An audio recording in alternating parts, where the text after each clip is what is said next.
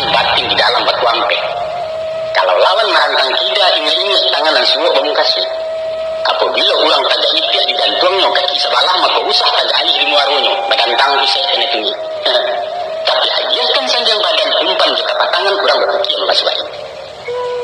Dalam peraturan tipsi lawan dan rabah dia kalah. Tapi hati-hati kesila minang.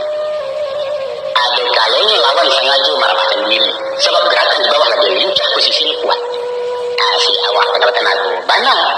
Pada hakikatnya bercakap bukan madu tenaga tapi madu tak. Mengandalkan tenaga tanpa perhitungan sama saja juga diri. Orang bisa memanfaatkan kekuatan lawan kalau posisinya menguntungkan. Kian dari tenaga tidur tambah gantang pensarut. Makanya kekuatan silat minang tak letak di langkah hampir. Kasuok mencari akra, ketiga menjaga jarak ke belakang menyerah umpan ke mukul langkah memutus. Hikmahnya, sekali orang banyak jahit, sabar.